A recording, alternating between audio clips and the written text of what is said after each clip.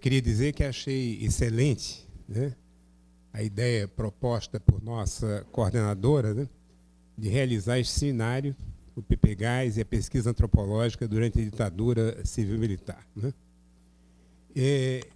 Pena o tempo ter sido tão pouco, né, para buscar certos documentos importantes, né, e darmos tempo à nossa memória, né, consultarmos os amigos, etc., e chamarmos mais e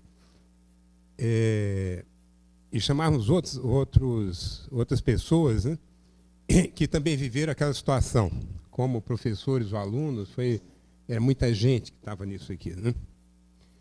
E agora eu sobretudo, quer dizer, quando comecei a pensar em como encaminhar as coisas, né, eu, quer dizer, vi assim complicações nesse lidar com a memória, né, por várias razões, né. A primeira é que depois na própria elaboração do tema, acho que a Adriana resolveu, né?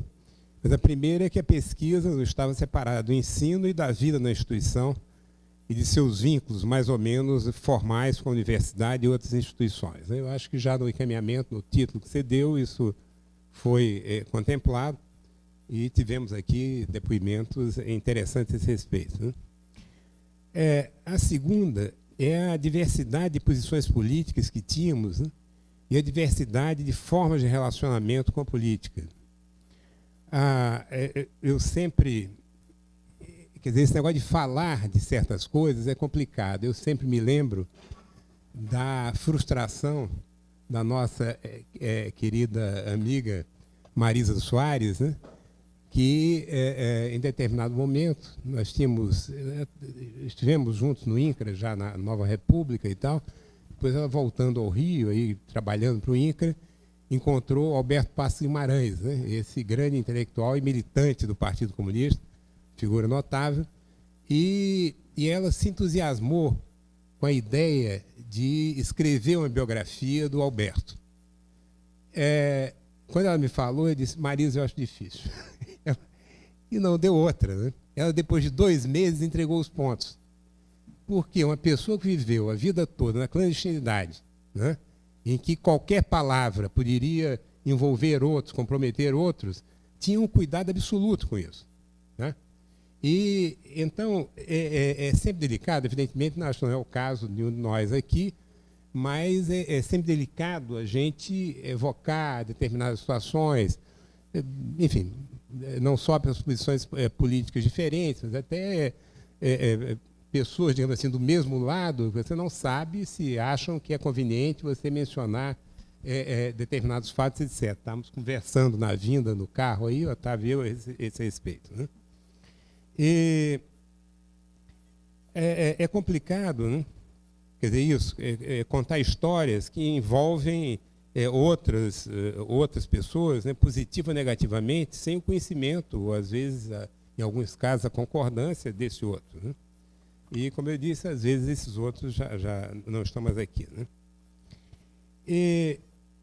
Bom, diante disso, eu achei que seria mais indicado eu focalizar sobre a coisa da pesquisa propriamente dita, né? Da experiência interessante que nós tivemos nos anos 70 e que se prolongou depois, no investimento nosso em estudar camponeses do Nordeste, começando pela área canavieira de Pernambuco. Mas antes até de voltar a isso, eu só queria dizer o seguinte, que é uma coisa que eu acho que nos ajuda a pensar isso aí, né? O título do evento, ao falar de ditadura civil-militar, né, segue a abordagem que vai se firmando, né, de uma ditadura civil e militar, e não apenas militar e tal, né? É interessante isso, mas eu creio que o fundamental para se repensar esse período é abandonar a concepção de que a política desaparece junto com a democracia. Parece-me, ao contrário, que o bloqueio das instituições democráticas leva, com todas as dificuldades que isso implica, a política para o campo da sociedade, né? Tem aquela moça francesa, como é o nome dela, já escreveu sobre a política nos quartéis, né?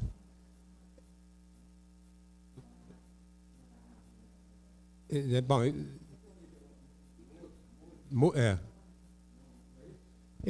tem um livro que é extremamente interessante, chama Política nos Quartéis, né? E que mostra como, ao contrário do que se imaginava, que todas as grandes decisões políticas do regime militar ou civil-militar passavam na alta hierarquia das Forças Armadas, sim, mas havia também o tempo todo contestações e lutas, disputas, às vezes violentas, entre eles, e que passavam por dentro dos quartéis. Então, eu acho que essa política passava por dentro de tudo isso, né? Está se falando Roberto Cardoso e dos outros, nós todos. Roberto Cardoso estava fazendo política. E, enfim, então, era impossível ele realizar o que realizou sem estar negociando com setores do Estado ou de instituições estrangeiras, ou o que fosse, né? E isso que o Otávio lembrou, de algum modo, todos nós, com ênfases e modos de operar diferentes, também fomos por aí, né? Bom, mas então, isso eu acho que enfim, extremamente importante, né? E uma coisa que é importante também para a gente, pensando aqui no nosso caso, né, é que a nossa geração, né, foi muito marcada por todo esse momento de mudança no Brasil, a coisa do desenvolvimentismo e a reestruturação da esquerda, essa história toda. Então, desde o secundário, né, eu já estava, com o secundário, já estava envolvido com coisas políticas, né? Depois, na faculdade, né, foi uma... e terminou a faculdade, ainda ficamos 2 anos aí, numa situação, né, meio lá, meio cá, ajudando a reconstituir a União Metropolitana dos Estudantes e a própria UNE, e, enfim, e tentando atuar da maneira que era possível, né, para marcar que havia uma oposição ao regime militar, né, panfletagens, isso e aquilo, e já a partir de 66, né, as primeiras manifestações de rua, protestos em frente à Embaixada Americana, né, pela ocupação da República Dominicana, outras intervenções que fizeram por aí, e era uma situação que já tinha o famoso homem do terno marrom, que era um delegado do DOPS, que já conhecia, né, as pessoas, né, e aquela história era um problema, éramos seguidos, e então de algum modo, todos, ou quase todos os dessa faixa de idade que participaram, que estiveram por aqui, tinham vivido isso. Depois, estudantes que também estiveram aqui, que passaram pelas prisões e sofreram torturas, e outros que não chegaram a isso, mas tinham parentes, amigos.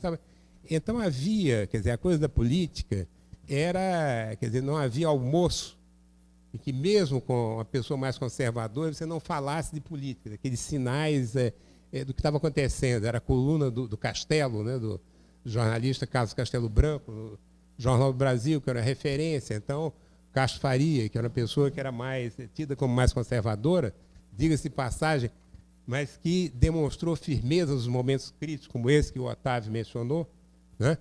Castro, discutíamos muito aí na hora do almoço, era mata, isso e aquilo, e quer dizer, não se sentavam 2, 3 pessoas e que não aparecesse a coisa da política, né? Isso não é novo. Bom, inclusive, o Zé Murilo de Carvalho tinha chamado a atenção que aquela história do Getúlio no Estado Novo, né, acabar com a Câmara de Vereadores, com as câmaras de vereadores, e além das assembleias estaduais e federais e tal, transferiu a política para os clubes, né? Essa história do clubismo, que depois um aluno, foi aluno do Mata, hoje é professor em Campina Grande, fez um estudo muito interessante em Minas, já no momento que nós estamos vivendo, etc. Então, isso eu acho que é importante a gente considerar. Quer dizer, os nossos interesses de pesquisa, né, ou de boa parte de nós, pelo menos, estava vinculado à política. Né? Eu fui para a área canavieira de Pernambuco, porque já antes de 64, eu tinha interesse em estudar as ligas camponesas. Então, o projeto que eu tinha levado para a França era um pouco em torno disso. Né? E, enfim, tinha uma preocupação, que é por que as ligas camponesas, por exemplo, não entraram no meu estado natal, Alagoas. Esse foi um ponto de partida, e a partir daí fui elaborando coisas em torno e tal. Pois é, já tínhamos no primeiro ano da escola. Sim, isso é outra coisa. A nossa turma foi uma turma que tivemos uma liderança intelectual do Sérgio Lemos, né, que infelizmente morreu cedo, né, que tinha mais uns 8 anos do que a gente. Né? Sérgio era uma cabeça e a nossa turma na PUC se caracterizou por ter uma posição política de esquerda, mas uma posição profissionalizante. Estávamos ali para virarmos pesquisadores, sociólogos, a história toda e tal, e conseguimos, né, uma série de mudanças na escola, tivemos brigas, uma briga séria com o Arthur Helneiva, né, que era uma figura badalada, mas que tinha sido aí, era muito ligado ao Philito Miller, a gente não sabe direito o que ele andou fazendo no Estado Novo e coisas desse tipo. Hein? Foi, professor da PUC. Dava introdução em ciências sociais. Né? Fascista morre. E nós... O pai dele também... O Arthur Neiva. O pai dele foi diretor do museu. Né? Pois é. Então olha, a PUC foi coisa em cima de coisa, né? Quer dizer, era o tempo todo, né? Quer dizer, era política, mas depois já voltando ao período mais próximo. Então, acho que todos nós, Otávio, o enfoque dele das frentes de expansão, evidentemente está referido à política. Depois o livro Capitalismo Autoritário, essa coisa da política, e a política, o que é que vai acontecer? Quer dizer, a preocupação com o país, com o encaminhamento do país, do continente, enfim, do destino das classes populares no mundo e tal. Quer dizer, essa era uma motivação. Né? E, então, quer dizer, aqui eu vou então entrar um pouquinho, quer dizer, falar um pouquinho mais sobre isso. Pode controlar aí a minha hora. Né? Quer dizer, eu de vez em quando me coloco como fundador do PPGás, eu não sou fundador do PPGás. Quando eu entrei no PPGás, entende, por obra e graça do meu querido amigo Otávio Velho. Tá? Ele é que apresentou o meu nome ao Roberto, que eu estava na França, quer dizer, fazendo o doutorado. Né? A França era aquele esquema, não tinha história de mestrado e tal. Né? Eu já tinha feito um paramestrado na Bahia, simultaneamente à graduação. Depois surgiu essa coisa aí, de uma bolsa oferecida pelo governo francês, fomos para lá e tal.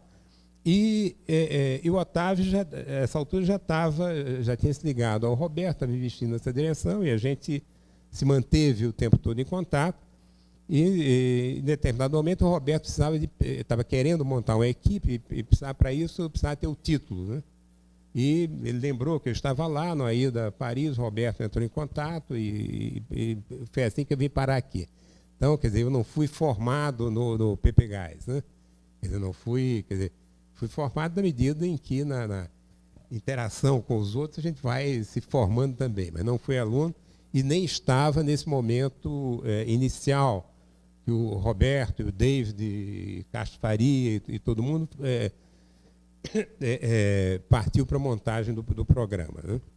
Mas, então, voltando da França, né, eu encontrei aqui esse programa, era um grande projeto de pesquisa, né, chamado Estudo Comparativo do Desenvolvimento Regional, Nordeste e Brasil Central, né, que era a ideia de pegar a área de colonização mais antiga, a área de colonização mais recente, e tentar estudar isso, enfim, de um viés quer dizer, antropológico, mas não apenas antropológico. Você, no programa, por exemplo, nós tínhamos áreas de concentração, né? Então, antropologia era a principal, mas tinha etnologia, né? Daí o Castro Faria, quando se sentia, de algum modo, prejudicado, dizia que ele era um ET, né?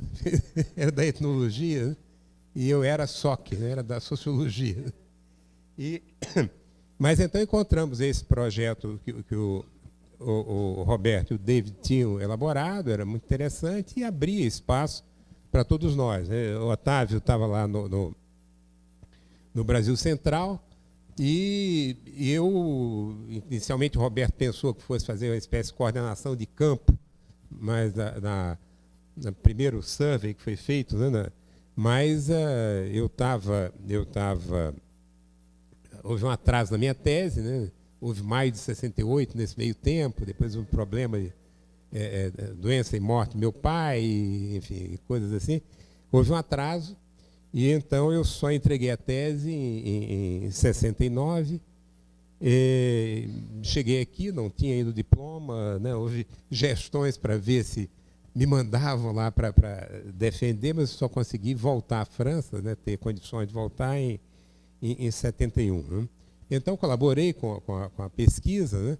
Não com nesse survey, mas depois o Roberto me colocou um pouco para acompanhar as várias pesquisas que estavam sendo feitas ali. Né? No período que ele estava nos Estados Unidos, inclusive eu ficava mandando cartas para ele, dizendo como estava indo, e ele, enfim, exercendo o controle dele, como a Estela estava dizendo. Né?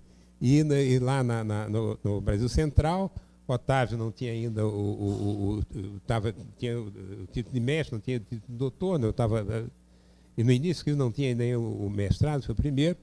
E então era a Francisca Keller, nossa colega, que deu o nome à biblioteca, que também morreu muito cedo, estava lá. Bom, então fomos um pouco dentro desse clima que foi descrito aqui anteriormente, né, pelo Otávio e Estela. Nós começamos a nossa própria pesquisa. Né? Eu tinha, a partir da tese que eu tinha feito na França e tal, eu tinha interesse, quer dizer, naquela altura não dava para eu estudar as ligas camponesas, né? Até porque tinham sido destruídas. Né? Mas eu tinha interesse em estudar as mudanças que a plantation canavieira estava sofrendo. Né? Era um processo que já vinha de alguns anos, meados dos anos 50, sobretudo se acelera, e que coincide com o aparecimento das ligas, dos sindicatos e tal. Né? As ligas vão aparecer em meados dos anos 50, exatamente nesse momento em que a cana-de-açúcar estava se expandindo e estava ocupando terras que eram antes de moradores foreiros e coisas desse tipo. Havia uma tensão muito grande nessa área, né, que teve no centro das preocupações com reforma agrária no Brasil antes de 64. E então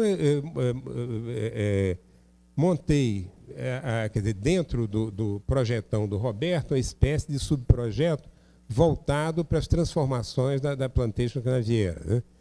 E eu tinha um interesse específico na mudança de uma peça que era a chave, quer dizer, na tese de doutorado, que era feita sobre a biografia existente, que era em torno do debate socialismo e capitalismo, eu achava que uma coisa fundamental era o papel de mediação, função de redistribuição dos grandes proprietários, né, dos senhores de engenho, os mineiros e tal. E então eu resolvi me concentrar na competição que estava havendo entre os antigos barracões de engenho. Né? Os engenhos têm aqueles seus armazéns, de forma que o trabalhador, via de regra, não via a cor do dinheiro, né? Ele se endividava no barracão, e algumas usinas tinham até moeda própria e coisas desse tipo. Então, eu dirigi a pesquisa para aí e fui, no que foram aparecendo aí alunos interessados, né?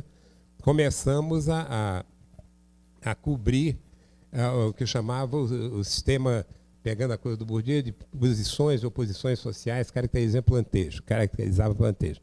Então, por exemplo, todo mundo falava das usinas, enfim, de açúcar e tal, sem, por um lado, enfatizando o lado industrial das usinas, mas na hora de estudar se olhar para a área rural. Então, era importante ter alguém que cobrisse essa parte industrial. Então, fez Sérgio para isso. Né? Nós tínhamos visto que, quer dizer, ao mesmo tempo que estava havendo essa expulsão de moradores, né, estava havendo um crescimento das feiras na área canavieira. E eu farejei que estava, quer dizer, alguns desses moradores expulsos estavam se tornando pequenos proprietários ou arrendatários, quer dizer, independentes dos engenhos e tal. Então,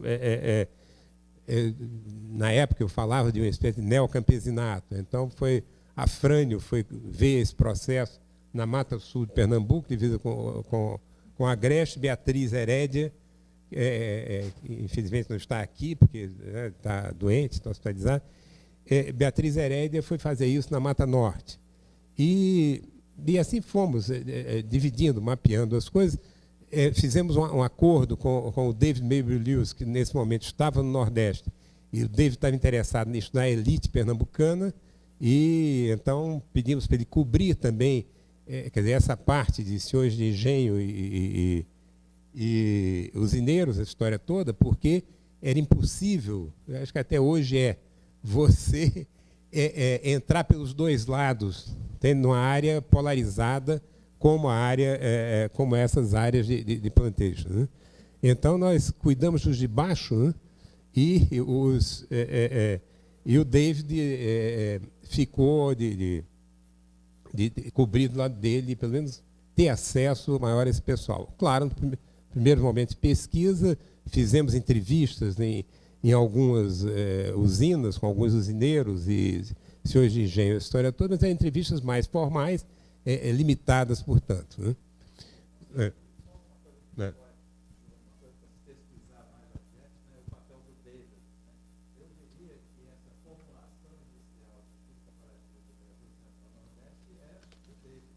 Uhum.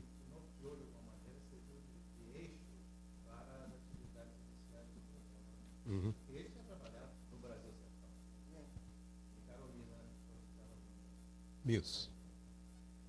E, bom, então essa pesquisa depois foi se desdobrando, porque, por exemplo, no meu enfoque, engenho e feira eram incompatíveis, né? Inspirado em coisas que o Sidney Mintz tinha feito lá no Caribe e tal, achava que havia uma certa incompatibilidade. De repente, nos deparamos com feiras dentro de usinas. Né?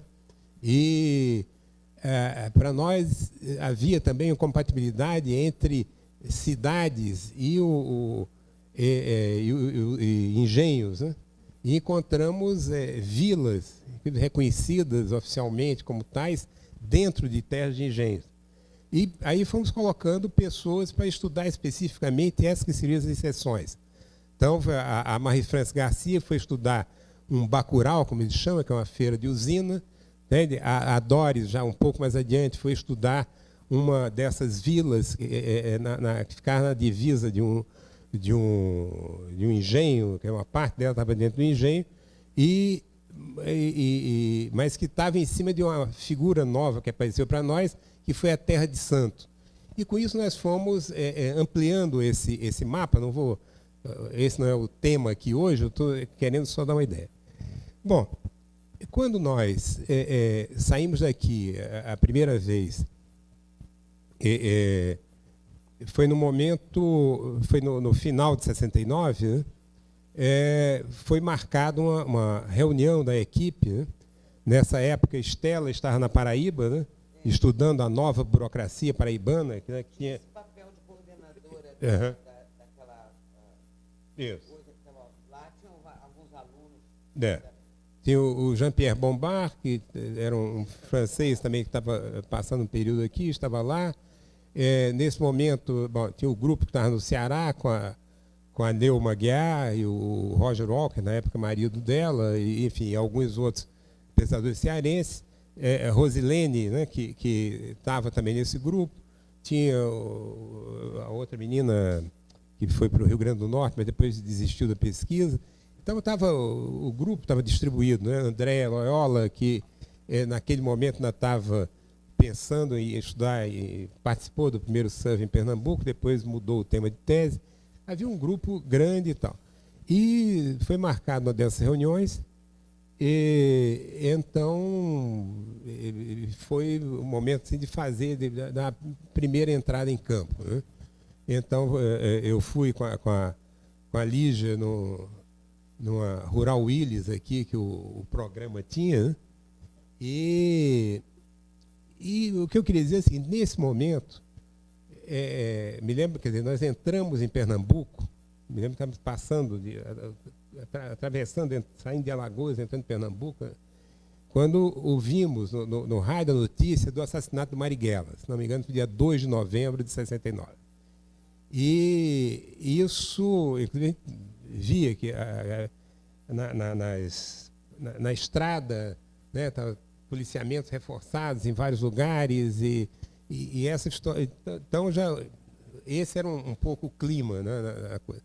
E já, tanto aqui no Rio quanto em Recife, os intelectuais com quem nós conversamos achavam que o que a pesquisa nos propomos a fazer era uma loucura. Porque, primeiro, não tinha mais nada de liga, que o que tinha sobrado de sindicatos era pelego, que estava lá, e que era uma coisa muito perigosa, e por aí foi, né? Quando nós chegamos, quer dizer, fizemos as reuniões e fomos lá também até João Pessoa, a história toda, e depois ficamos um período para fazer um trabalho de campo, né? Já na chegada lá, foi uma grande surpresa, né? Fomos à Federação dos Trabalhadores na Agricultura de Pernambuco, que a Lígia, no survey anterior, já tinha passado por lá, que estava, na época, dirigida pelo Euclides Nascimento, que antes de 64 já era considerada a grande liderança católica, camponesa católica, né? E encontramos a federação com um movimento grande, pessoas que entram, saem e tal. Mas estamos conversando com o Euclides, nos apresentando, e essa história toda. Eu já falo da apresentação, eu descobri a famosa credencial do programa aqui, o exemplar. Quando estávamos nisso, chega o irmão dele, que assumiu a presidência do sindicato de onde ele era originário, assustado porque os proprietários tinham feito lá qualquer coisa e tal. E o Euclides disse, não, telefone para o quarto exército e denuncie. Aí a gente ficou incomodado e tal. Disse, não, mas denuncie como? Aí, seu Euclides, semana passada eu tive lá e disseram que nós éramos subversivos porque... aí eu perguntei o que era subversivo, se subversivo ia ser contra a lei. Se esses proprietários estão sendo contra a lei, então eles são subversivos. E aí, nisso, quer dizer, essa foi a primeira abertura para essa história. Naquele momento, o que estava acontecendo? A federação, no ano de 69, eles tinha sido estendido essa coisa da Previdência Social aos assalariados da cana-de-açúcar. Só que as usinas recolhiam o dinheiro e não passava adiante.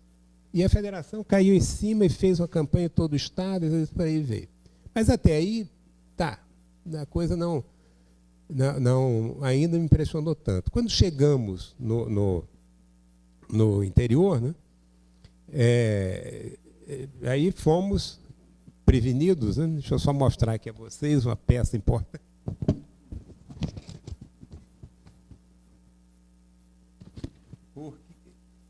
Porque uma das grandes preocupações, né, era que poderíamos ser presos, isso e aquilo. Bom, e no meu caso, né, tinha um irmão que recentemente tinha estado preso, depois saiu naquela história do embaixador americano, enfim. Então havia toda uma série de preocupações. Bom, houve uns outros.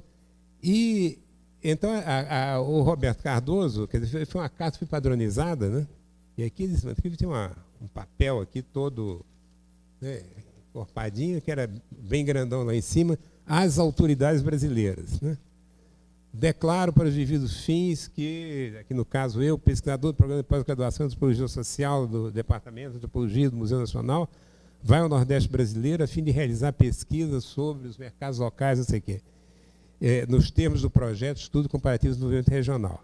Quer dizer, tratando-se de missão oficial, solicita a cooperação das autoridades municipais, estaduais e federais, no sentido de ser prestada ao pesquisador toda a ajuda que venha necessitar para o melhor desempenho de sua tarefa. E em Pernambuco, né, porque nessa época havia também uma articulação aqui do programa com programas que estavam nascendo, o programa de Sociologia e Economia da Universidade de Pernambuco, onde estava o Heraldo Sotomayor, né, e o programa que surgiria um pouco depois, lá no Ceará, né, onde o Jataí Menezes, né, era quem coordenava, né? E, então, acharam que era importante, além disso, ter uma apresentação da Universidade Federal de Pernambuco, então nós duplicávamos, nesse momento, as credenciais, né? Porque podia parecer muito longe, né? Então, havia toda uma série de cuidados, né? Quer dizer, da parte aqui do Roberto, aqui do museu, e depois o cuidado nosso, né? Daí para frente, e também cuidados específicos na área, né? Mas então, voltando ao que eu estava dizendo antes, quer dizer, quando nós chegamos na cidade interior, nós nos apresentávamos íamos com essa credencial ao prefeito, íamos procurar associações de proprietários, de trabalhadores, enfim, as autoridades. Mas vários deles nos mandavam procurar o delegado de polícia, e nós, isso não ignorávamos, né? Era uma questão de princípio, não entrávamos nisso. Mas então havia uma certa estratégia de pesquisa, que era você se identificar imediatamente, chegando no lugar, você não ser catalogado como estranho, você ir de cara ao prefeito, ir à associação comercial, ir à associação de fornecedores de cana, ao sindicato de trabalhadores rurais, se existisse ali. Bom, às vezes fomos Rotary Club, pessoal da maçonaria, que eram, enfim, entidades importantes nessa área. E, então, com isso, estamos, digamos assim, identificados, né? E realmente a coisa era pesada, por um lado, né? Quer dizer, na primeira, quer dizer, houve esse contato com a federação, depois começamos a ir aos sindicatos das áreas que nos interessavam, mas o pessoal do sindicato também ficava cismado com aquilo ali, né? Era uma situação em que 3x2 havia intervenções em sindicatos, havia prisão de gente e tal. Me lembro bem quando nós chegamos em Palmares, né? O então presidente do sindicato, que foi um dos que rearticularam o movimento depois de 64, hoje é meu compadre, grande amigo, está em Brasília, que era o Sebastião, que enfim, alguns de vocês conhecem, Sebastião Santiago. Sebastião nos deu assim, um chá de cadeira de 2 horas, né? Pelo menos. Chegamos, ele disse, não, pois não, vou recebê-los e tal. Foi, saiu, deu, enfim. Ele voltou 2 ou mais horas depois, estávamos lá esperando, né? E ele se surpreendeu que a gente estivesse lá. Então, mas isso pegou bem. E aí, enfim, começou essa história de irmos, né, nos apresentando o que a gente queria. Então, essa aproximação também não foi tão simples assim. No caso da federação, tinha havido já um contato anterior da LIJ. No caso desse sindicato, por exemplo, não. Um outro município que nós fomos foi Carpina. O sindicato já tinha... Bom, diga-se de passagem, Palmares já tinha sofrido naquela altura, 4 processos de intervenção desde o golpe. Havia intervenção na intervenção, né? O primeiro interventor era um funcionário do Ministério do Trabalho, mas que era janguista, e ele começou a favorecer os trabalhadores, pau nele, e assim foi, né? E aí elegia um presidente, os trabalhadores colocavam o que eles queriam, era derrubado. E isso foi até quando chegou a vez do próprio Tião, que foi derrubado entre o nosso primeiro e o segundo campo, e o sindicato, então, ficou 5 anos sob intervenção, né? Realmente era uma tensão muito grande. E a gente, preocupado com o negócio da repressão na cidade e tal, então era toda uma conta de chegar que se tinha que fazer. Mas, ao mesmo tempo, quer dizer, era isso, mas, para surpresa nossa, se naquele momento, né, era inimaginável no Rio de Janeiro e em São Paulo você encontrar, digamos assim, aglomerações nas ruas, né, lá nós encontramos massas de trabalhadores parados na porta da Junta do Trabalho, né, e geralmente silenciosos, não havia assim, manifestações silenciosas, mas tentando pressionar o juiz, essa história toda, quando o juiz botava a cara do lado de fora e cobrava. E nisso apareceu já uma estratégia extremamente importante, né? Que eram as ações plurimas, né? Quer dizer, vários trabalhadores estavam reclamando de uma empresa, ao invés de fazer um processo para cada um, juntava tudo numa ação só. Isso os sindicatos fizeram brilhantemente, né? E então fomos entrando nisso aí e começamos realmente a ser seduzidos por essa ação dos sindicatos, né? Isso acabou nos levando a uma aproximação crescente que, daí a alguns anos, me levaria a assessorar a CONTAG por um tempo, e em outros estados, ou mesmo na CONTAG, quer dizer, a Vera Echenique, que foi a minha primeira, foi a segunda orientada, a primeira já era a Margarida Moura, mas que ia se orientar com o Roberto, como o Roberto estava saindo, passou para mim, né? Mas a Vera Echenique já foi trabalhar na CONTAG antes de mim, o Afrânio assessorou aqui a Federação do Estado do Rio, mais adiante a Eliane Cantarino e tal. E então, quer dizer, fomos estabelecendo um tipo de ligação com os sindicatos que passou para representar para a gente também uma nova proteção, né? Logo no início, enfrentamos aquelas situações de sair com um sindicalista, no caso um sindicalista que estava na cooperativa, era fazendo oposição ao interventor que estava à frente do sindicato de Carpina, né?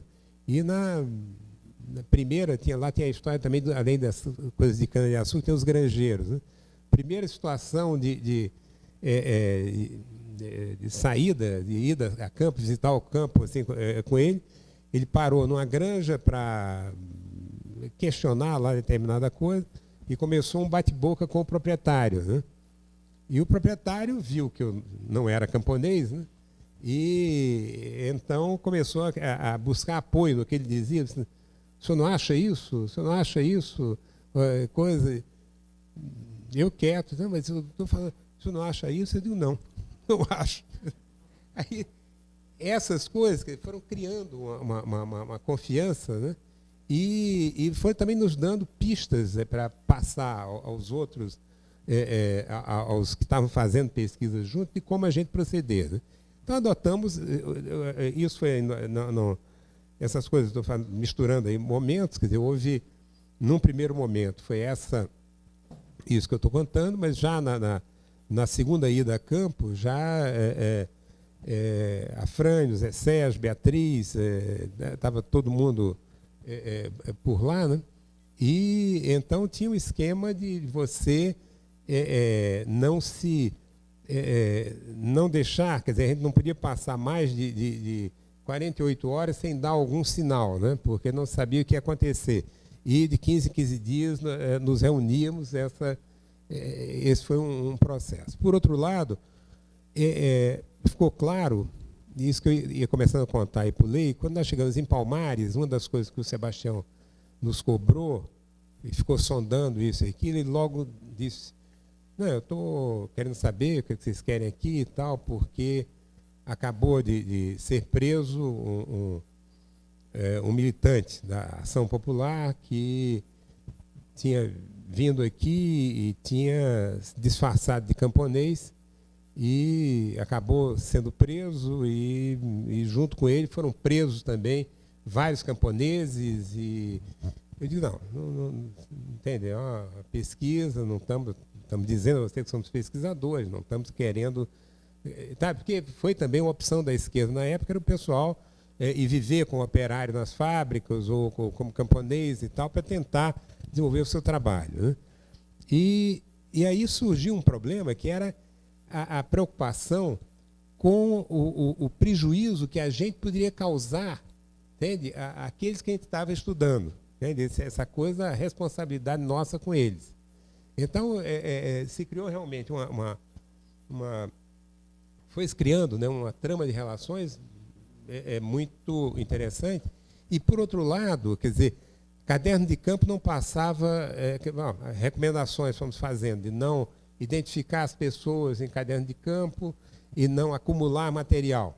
Então, isso que eu estava até procurando, acabei de ter lá em cima, de tantos em tantos dias, por exemplo, eu e a Lígia pegávamos, sistematizávamos uma parte do material, um levava para Recife, ou se tinha alguém do grupo, alguém de confiança e tal, mandava para Recife, ela tinha uma prima em Recife que despachava para o Rio, porque era para evitar que esse material pudesse ser usado contra esse pessoal, né?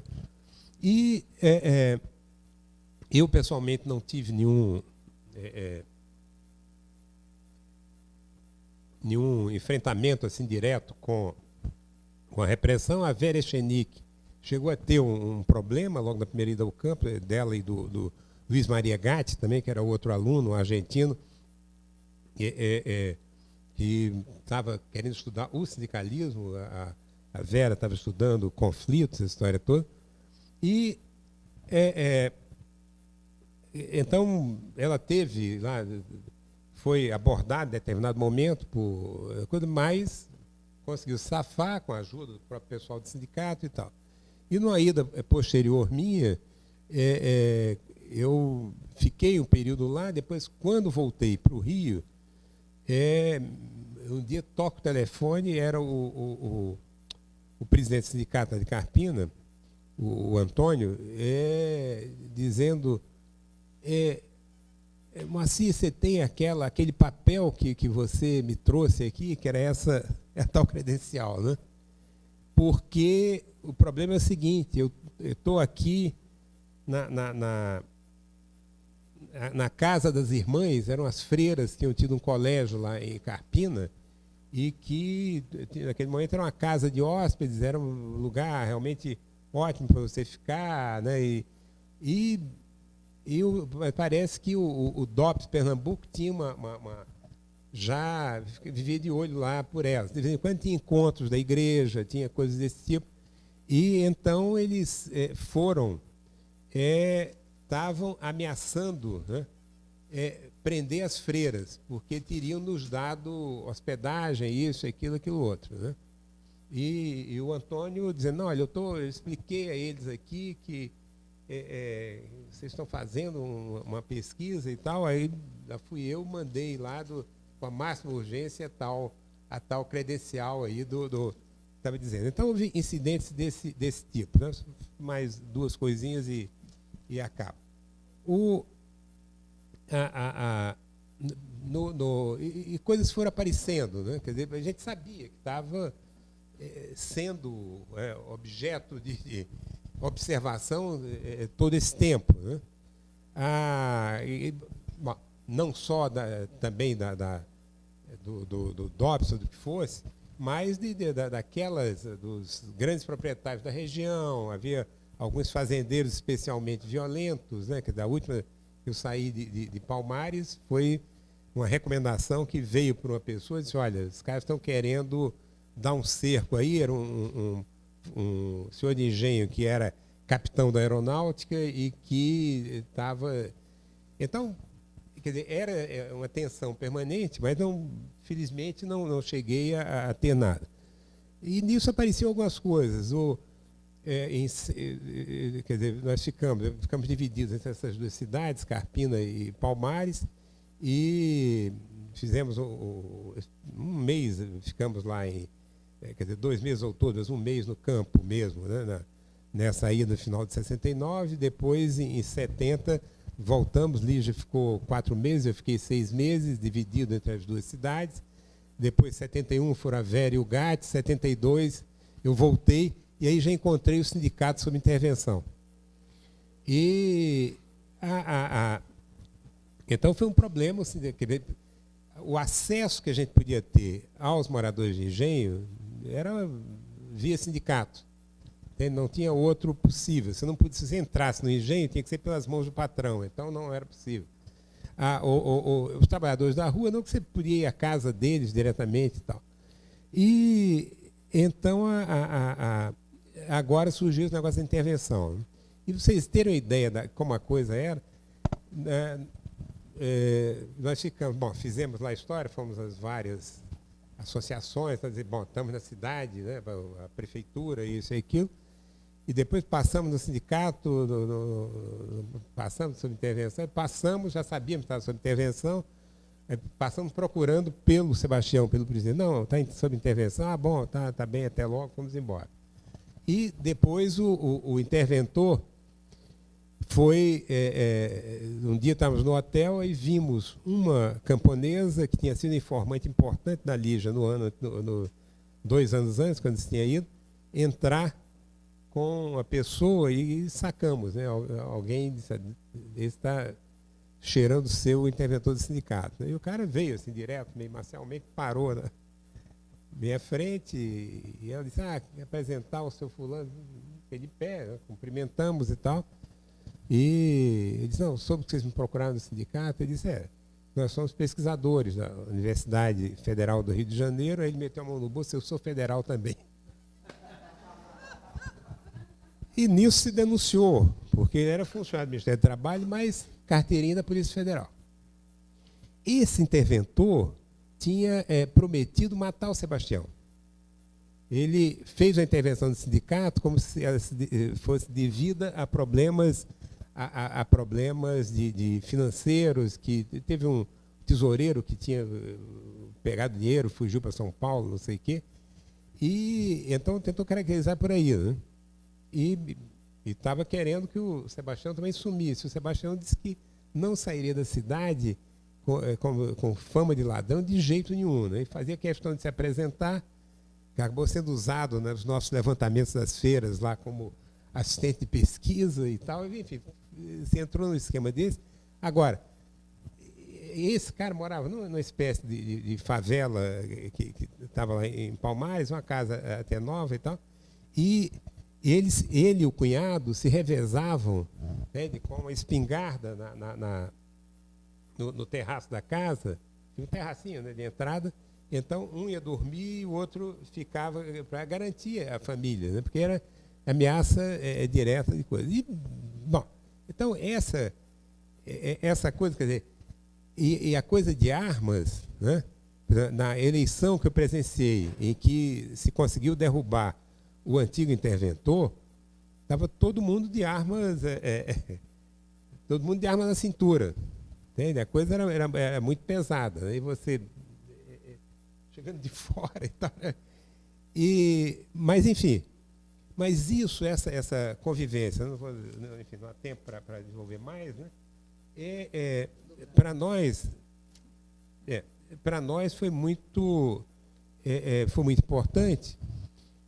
Por quê? Primeiro, criou uma proximidade com os sindicatos, com o acesso aos trabalhadores. Enfim, é uma história muito longa que, como eu disse, se prolongou, inclusive ou em assessoramento nossos em situações de campanha salarial. E nisso, só aqui um detalhe, os alunos, cada vez mais alunos meus participavam dessa história. Né? Então, quando já no final dos anos 70, começaram as greves lá, vários alunos foram, quiseram participar. Quer dizer, então havia uma mobilização muito grande, né, dos próprios alunos nisso, né? Quer dizer, então, bom, alunos e colegas, alguns já a essa altura, mesmo ainda não tendo defendido a tese, já estavam, né? E então nós começamos a ajudar concretamente, por exemplo, nesses movimentos, tá? Ou eventualmente nos cotizarmos para garantir situações e tal. E isso criou quer dizer, nos assegurou primeiro uma entrada no movimento muito grande, né? E nos permitiu ter uma visão das coisas, né? Que, quer dizer, nos permitiu primeiro ter um tipo de militância que tinha se tornado impraticável, né, na cidade onde nós circulávamos, e nos permitiu ter um acesso à vida desse pessoal que não teríamos tido de outro jeito. Por exemplo, a minha pesquisa sobre política, que aí, sobretudo ao longo dos anos 90, e que, com Beatriz, e que depois deu lugar ao NUAP e tal, quer dizer, jamais teria chegado lá se não tivesse vivido, porque depois, a partir do momento que eu entrei no movimento, aí convivi com camponeses de todo o Brasil e compartilhando tudo, e dormitórios, e participando de greves e essa história toda, e isso foi um canal. Isso, estou dizendo eu, mas, né, quer dizer, a Fran, Zé Sérgio, Rosilene, Lígia, Leilá, a Regina Novaes, que também ajudou muito, enfim, e por aí afora, quer dizer, isso permitiu uma entrada que de outro modo não teria se dado. Eu não, confesso, não imaginei, não planejei isso, quer dizer, que inclusive quando fui para contar, como se fosse uma interrupção nas minhas atividades acadêmicas, que achava que era muito importante, como muito que, enfim, essa luta que eles estavam levando, né, e que estava colada também na luta pela redemocratização do país. A CONTAG participou da campanha das diretas e depois foi peça-chave na própria história, no próprio negócio da eleição do Tancredo, né? Porque uma parte grande da esquerda ficou fora, porque achava que não era o caminho e tal. A CONTAG apoiou publicamente, mas negociando, ela e a CNBB, que a reforma agrária e o Ministério da Reforma Agrária fossem implantados naquele momento e assim por diante. Então, era um pouco isso que eu queria lembrar aqui, né? Quer dizer, de um lado, essa coisa, quer dizer, houve cuidados, né?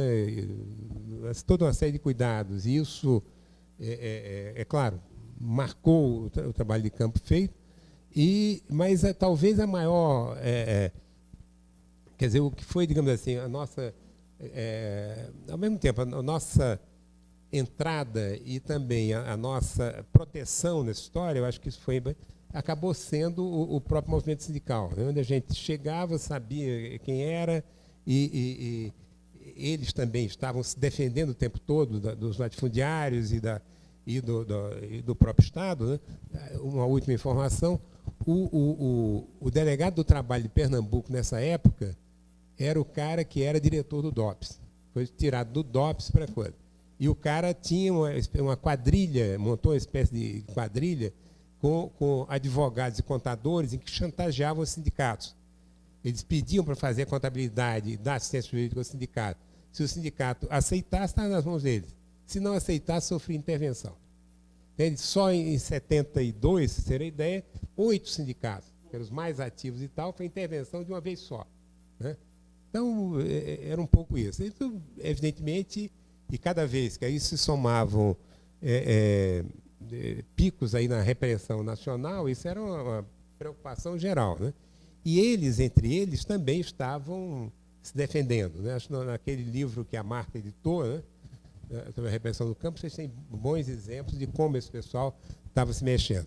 E nos ajudou também a desfazer essa história, que a imagem que tinha a cidade, o movimento camponês tinha desaparecido, né, que acabou com 64, isso e aquilo e tal, e os caras no CSI estavam mais ativos do que nós, né? Inclusive favoreceram e permitiram que a gente tivesse a entrada que teve nessa e depois em outras áreas. Obrigado.